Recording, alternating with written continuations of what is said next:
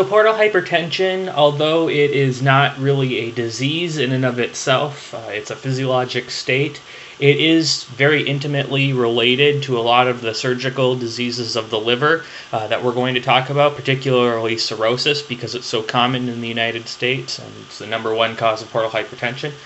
But it's really important to have a physiologic basis on what portal hypertension is, because it's going to make it a lot easier to remember what the symptoms of liver disease are.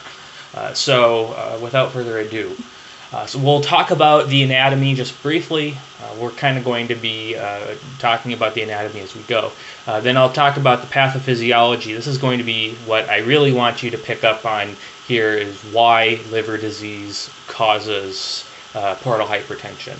And then we'll also, while we're talking about the pathophysiology, sort of on the side, discuss some of the symptoms that portal hypertension causes. We will talk about what the prehepatic, intrahepatic, and posthepatic causes are. We're not going to talk about those causes in depth. We'll just shed light on what the causes are, just so that you're aware of them. And then we'll talk about some of the complications that come out of portal hypertension, which you should really pretty much get from the pathophysiology. And I'll just show some pictures too. All right, so the liver is divided up into 2 lobes. You can really divide it up into 4 lobes if you look at it inferiorly. But anatomically, generally, it's divided up into a left lobe and to a right lobe by the falciform ligament. And so the falciform ligament is right here, and we've got a left lobe here and a right lobe here. Now, some anatomists like to divide it up by where the liver gets its circulation from. So if it gets its circulation from the left hepatic artery, then it's considered the left liver. If it gets its circulation from the right hepatic artery, it's the right liver. That's fine too, but for our purposes, we're going to be considering the left lobe to be left of the falciform ligament and the right lobe to be right of the falciform ligament. The arterial or oxygenated supply comes both actually from an artery and a vein. So as we mentioned, we've got the hepatic artery here, which comes in off of the celiac trunk, off of the abdominal aorta. We also have the portal vein, which the portal vein is sort of a confluence of the splenic vein, the inferior mesenteric vein, and the superior mesenteric vein, which, remember, your mesenteric veins are drawing in all of the circulation from your intestines and your stomach. Here you have your splenic vein here, your inferior mesenteric vein, and then ultimately meeting up with your superior mesenteric vein, and that's going to become your portal vein. And the portal vein splits up into left and right, and ultimately what the portal vein is going to do is it's going to provide additional oxygenation to the liver. So this isn't draining the liver, this is actually supplying the liver, along with your hepatic artery. Draining the liver, we have the hepatic vein. And the hepatic vein you have both a left and right, they'll come together, and then they'll empty into the inferior vena cava. So primarily we're going to be talking, I'm not going to really discuss the biliary tract here because it's not that important for portal hypertension as far as the physiology behind it, but the arteries really are, because when we think about portal hypertension, what is that word? It's portal, and we're talking about the portal vein. And what causes elevated pressure in the portal vein? And that can be many things. It can be something that blocks the portal vein before it goes to the liver, the prehepatic causes. Something that is a disease of the liver itself that's increasing the pressure in the portal vein, which would be the intrahepatic causes, which is the most common. And something that blocks the hepatic vein, which is ultimately going to reflect pressure back to the portal system. That would be your posthepatic causes. So the anatomy is important in as much as it affects the physiology. So here's our pathophysiology. I kind of dumbed it down here into a little schematic, but here's our liver. Here's the hepatic vein that's draining the liver.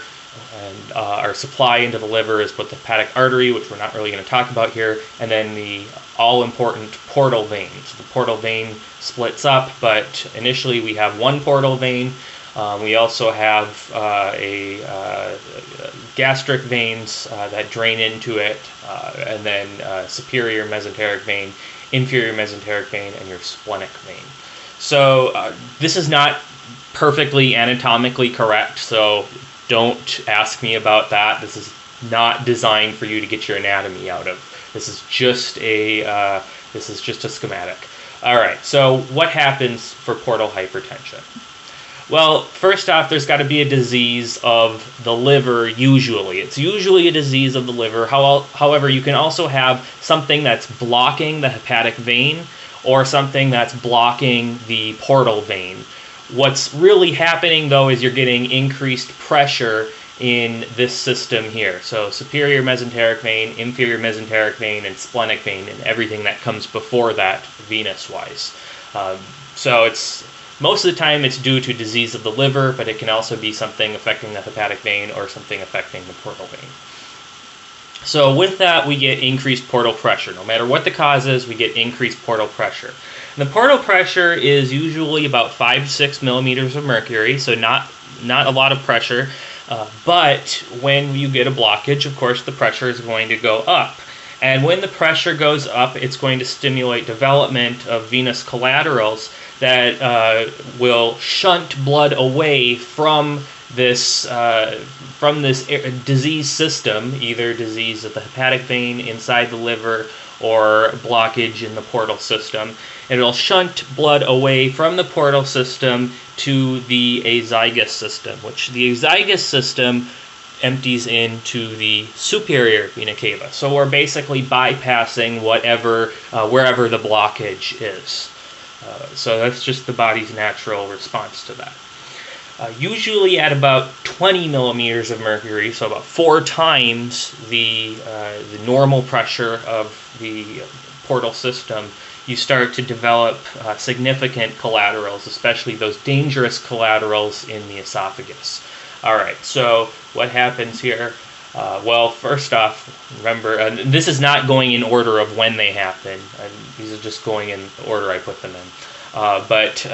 Anyhow, the big problem, life-threatening problem that you can get from portal hypertension is an increased flow and an increased pressure to esophageal veins, which are just collaterals. They're not coming off the gastric veins. I don't want you to think that. It looks kind of like that. But these are just collaterals coming off of the portal system that will go bypass the liver and into the superior, above the diaphragm system, so that you're shunting it away from the liver and going up back to the heart that way.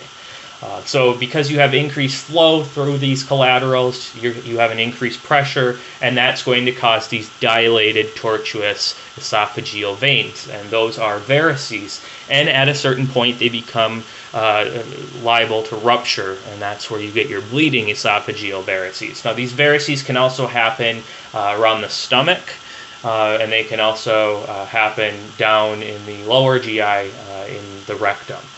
So these aren't just, they're not restricted to the esophagus, but what they're all due to is an increased flow, increased pressure in venous collaterals that's shunting blood away from the diseased portal system. Another thing that you have is, of course, whenever you have a blockage of the portal system causing increased portal pressure, you're going to have an increased hydrostatic pressure. That's really what our pressure is. It's hydrostatic. It's not oncotic pressure, it's hydrostatic pressure. And that hydrostatic pressure is going to push fluid out into the abdomen, and that's peritoneal fluid. So this is similar to why do you get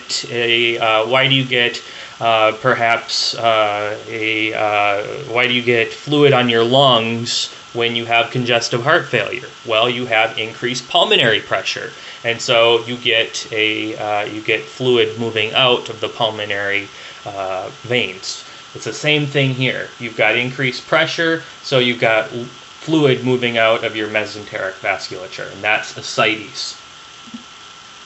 You can get splenomegaly too. That's just because of congestion in the splenic, the veins going into the splenic veins in the spleen. And you can get hemorrhoids. That's because the hemorrhoidal plexus going all the way down to the anus, those are veins. And so if you have increased pressure there, it's going to reflect all the way back to the hemorrhoids, and you develop these internal or external hemorrhoids. Okay, so the prehepatic causes are relatively rare, but as I mentioned, they're anything that causes compression or blockage before you get to the liver, so prehepatic causes. Overall, this is rare. There is an increased incidence in pediatrics, and that is because of two things. One, children can be born with congenital atresia of the portal vein, which if the portal vein is not correctly formed, then of course you're going to have elevated pressure because it's not formed correctly. If you can also get external compression, and one of the notorious things to cause compression of the portal vein is the Wilms tumor, and that happens in pediatrics. So either of these can cause compression or increased pressure. And then thrombosis. You can get thrombosis of the portal vein. You can also get thrombosis of the splenic vein. And the splenic vein is notable if you have thrombosis there because it's a little bit different portal hypertension. In that case, you're not going to get ascites because what's blocked? It's just the splenic vein. So if the splenic vein is the only thing that's blocked, everything to the right of that is fine. You're going to have only splenomegaly and maybe some gastric varices. The splenic vein can notably, it's rare, but can notably be, I don't know if it'd be thrombosed or if it'd be compressed, but either way, it can happen in pancreatic cancer or in pancreatitis. So that's something to think about. I think possibly a pancreatic pseudocyst could also do that too. So these are relatively rare. Just be aware of these three possible causes.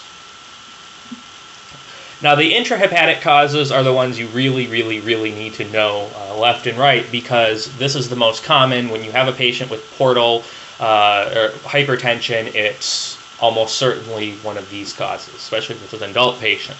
So the numbers I found were about at least 85%. I would say that that's a very modest number. I would say it's probably in your clinical practice going to be over 95%. This is very common as a cause of cirrhosis. So cirrhosis is the most common cause of intrahepatic causes of portal hypertension. So out of all the causes of portal hypertension, intrahepatic causes are the most common cause. And out of all the intrahepatic causes of portal hypertension, cirrhosis is the most common cause of intrahepatic portal hypertension. So let's just put this simply: cirrhosis is the most common cause of portal hypertension. And cirrhosis is a pathologic diagnosis. It can only be made as a diagnosis by looking at a tissue of liver on a slide under a microscope. But some of the things that cause cirrhosis are alcoholic disease. So that's just because of the chronic liver inflammation. The alcoholic cirrhosis is the most common cirrhosis. So you can even go even further. Alcoholic cirrhosis is the most common cause of portal hypertension. Chronic hepatitis B and C is another cause of cirrhosis.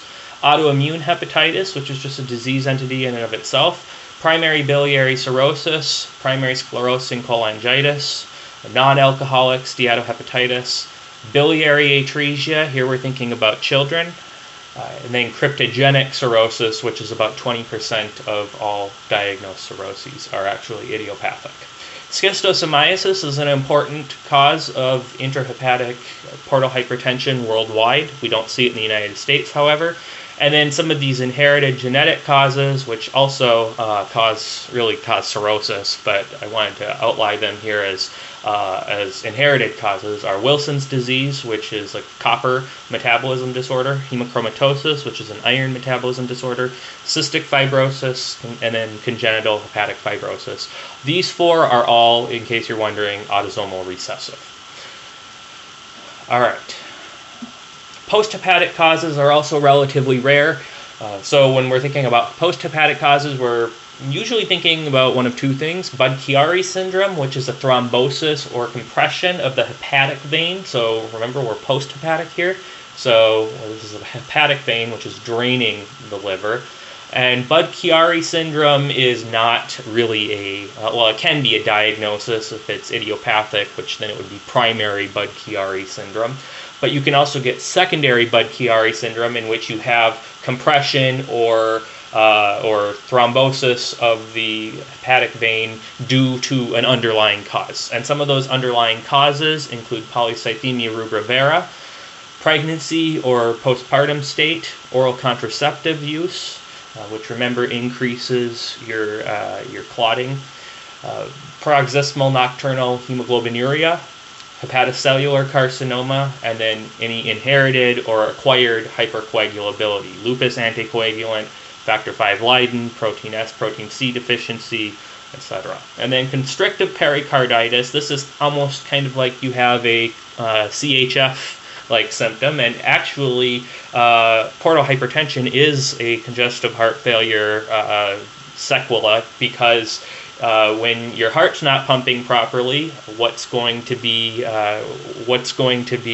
diseased as well. You're also not going to have proper movement of blood in your right ventricle, and so that's going to increase pressure in your vena cava. So you're going to have you're going to actually get increased portal pressure. Constrictive pericarditis would be another cause of portal hypertension. All right, so most of these are treated medically, not surgically, and that goes also for a lot of these prehepatic causes. So we're not really going into treatment here. We're just primarily talking about what these causes are. Definitely, though, know frontwards and backwards your causes of cirrhosis, as well as some of these inherited causes that can cause portal hypertension. Okay, so some of the complications that can come out of portal hypertension. First off, hepatic encephalopathy, and this ensues because, for two reasons really. One, when you have patients who have portal hypertension, a lot of them already have diseased liver to begin with, and so because the liver is diseased, it's not doing what it's supposed to be doing. And what does the liver do? It detoxifies. And so that can cause encephalopathy just from that. But also, when you have portal hypertension, what else are you doing? You're shunting blood away from the liver. And so that is going to prevent blood from being detoxified. So both of these things, shunting blood away from the liver or just the liver being diseased, is going to prevent blood from being detoxified. And that is what ultimately causes hepatic encephalopathy. Usually with hepatic encephalopathy, patients will have an elevated ammonium level. However, that's not perfectly correlated. Symptoms include asterixis, which is like a flapping hand. They call it the liver flap. Confusion, psychiatric changes, which are usually going to be personality changes, irritability, as well as changes in sleep pattern, lethargy, and coma. And that's kind of going in order of early to late stage symptoms. Splenomegaly also occurs as a direct result of increased venous pressure. Remember what the spleen is. It's really a bunch of arteries and veins coming together. And so if you have increased venous pressure, you got increased pressure in your veins dilate, your spleen dilates. So splenomegaly. And then ascites, again, this is also directly resulted of the increased venous pressure.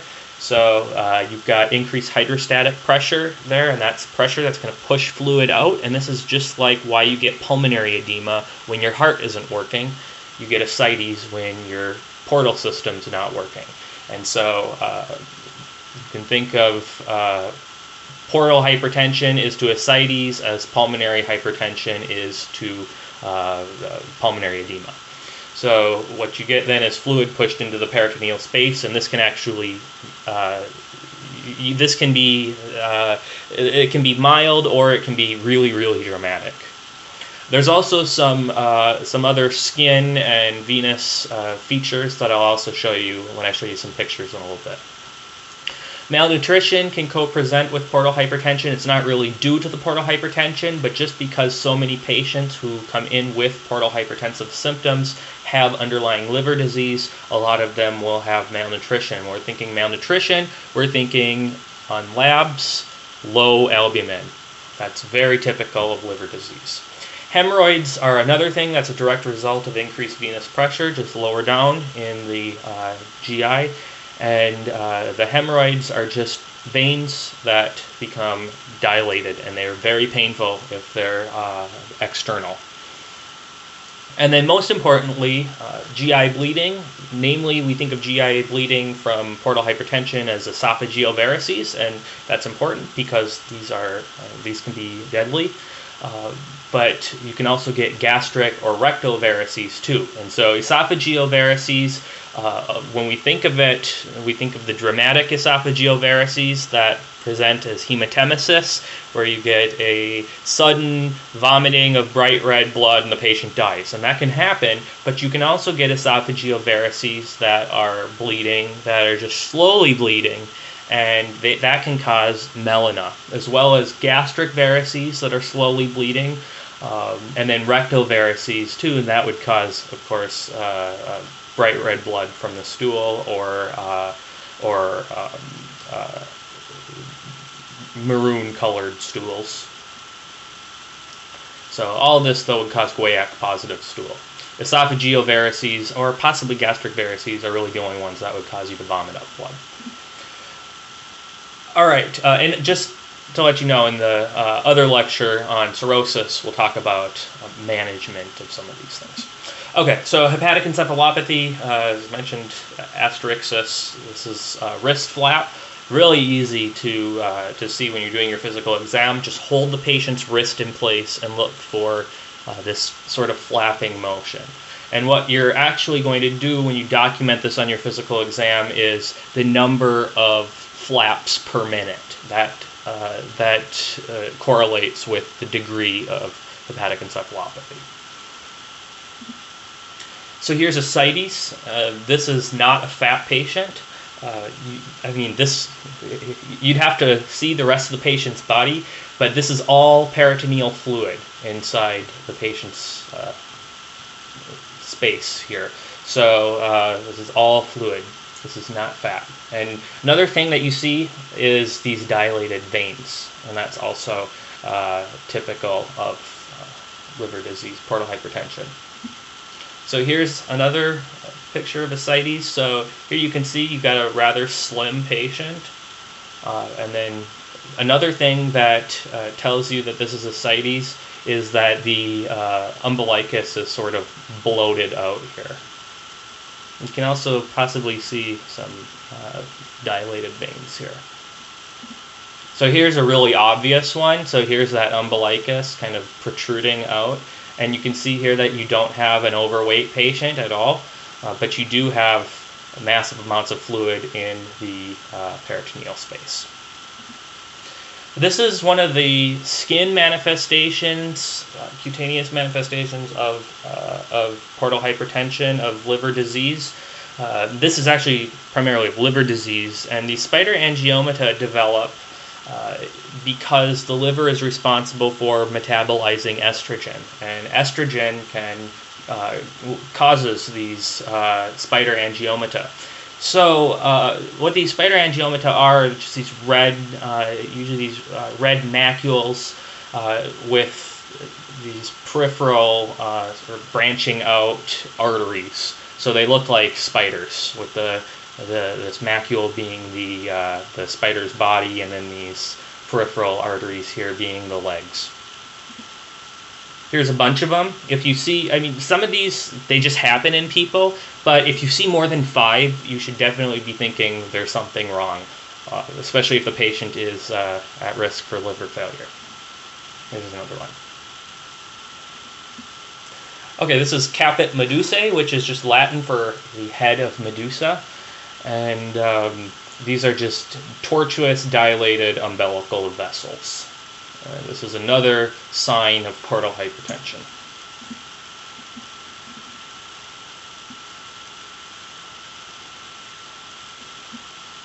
Here it is on CT. So you can also see that this guy's got ascites too. There's lots and lots of space between the abdominal muscles and the skin. So this is not fat. Okay, so this is where the name comes from. This is Medusa, which is, I don't know, some literary figure or something, with these like dreadlock looking things. And yeah, so that's where the name comes from.